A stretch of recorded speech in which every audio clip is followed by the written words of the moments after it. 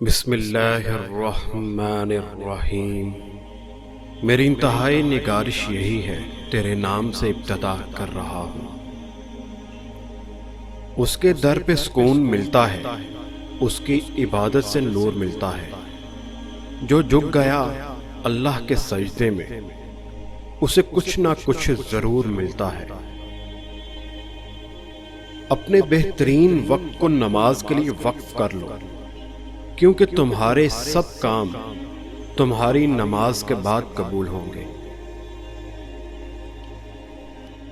اللہ کو وہ انسان بہت پسند ہے جو اپنی جوانی اللہ کی عبادت میں گزارتا ہے۔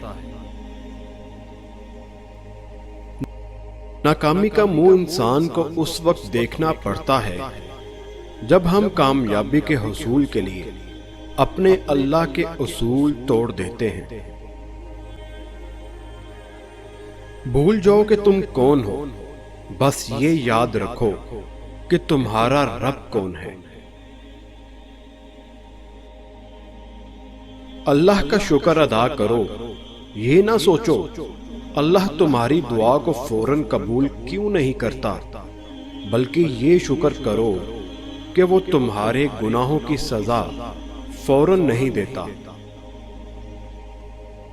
جب ضمیر غلامی کا عادی ہو جائے تو طاقت کوئی معنی نہیں رکھتی۔